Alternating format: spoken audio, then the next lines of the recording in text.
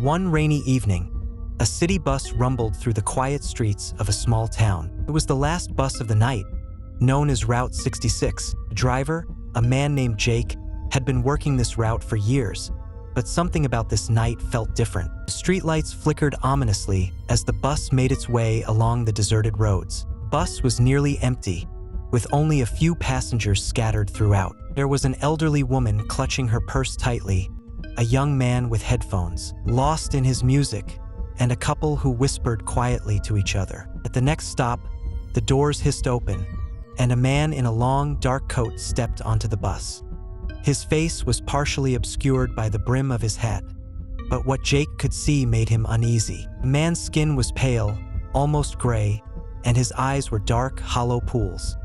He didn't make eye contact with Jake or any of the passengers as he silently took a seat at the very back of the bus. Jake shivered and closed the doors, continuing on the route. He couldn't shake the feeling that something was off about the new passenger, but he tried to focus on his driving. The bus rumbled through the rain-soaked streets, passing through neighborhoods that seemed to grow darker and more unfamiliar. As they approached the next stop, Jake noticed something strange. The familiar landmarks were gone, replaced by old, decaying buildings and shadowy figures standing motionless in the rain. He slowed the bus, squinting through the windshield, trying to figure out where he was, but nothing looked right. He pulled up to the stop, and the doors opened, but no one got off or on. Figures outside remained still, their faces hidden in the darkness. Chill ran down Jake's spine. He quickly closed the doors and continued driving, now desperate to get back to familiar streets. The bus seemed to be moving slower, as if the road beneath it was growing thick and sticky. Passengers began to notice too. The young man took off his headphones and looked around nervously, while the elderly woman clutched her purse even tighter, her knuckles white. Jake glanced in the rearview mirror and saw the man in the dark coat still sitting at the back, staring straight ahead. His eyes seemed to glow faintly in the dim light, and for a moment, Jake thought he saw the man's mouth twitch into a smile. Jake quickly looked away, his heart pounding. As they continued, the bus passed through a thick fog that seemed to have rolled in out of nowhere. The buildings outside became more distorted, their shapes bending and twisting in impossible ways. The passengers began to whisper among themselves, their voices tense with fear. Suddenly, the bus lurched to a stop. Jake frantically tried to restart it, but the engine wouldn't turn over. He felt a wave of panic as he realized they were stranded in the middle of nowhere, surrounded by that unnatural fog. The lights inside the bus flickered, casting eerie shadows on the faces of the passengers. The young man stood up, looking around in confusion. "What's going on? Where are we?" he demanded, his voice shaking. No one answered. The elderly woman began to pray softly, her eyes squeezed shut. Then, without warning, the man in the dark coat stood up.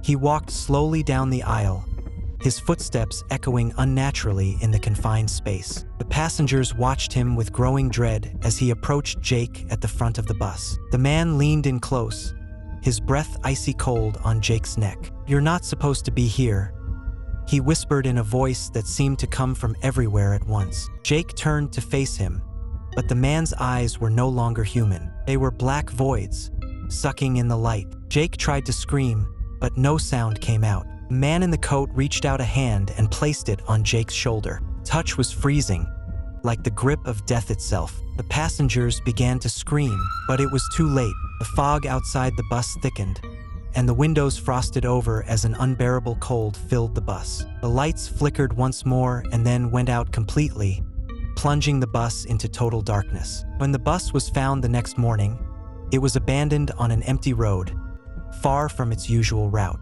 The interior was ice cold, with frost covering the seats and windows. There was no sign of the driver or the passengers. The bus was empty, as if they had simply vanished into thin air. The bus was towed back to the depot, but the workers refused to go near it, claiming they heard whispers coming from inside. Eventually, the bus was scrapped, but the legend of Route 66 lived on. To this day, people say that on stormy nights, if you're driving through that area, you might see a bus appear out of the fog, its windows frosted over, and its lights flickering. And if you do, whatever you do, don't get on, because once you do, you'll never be seen again.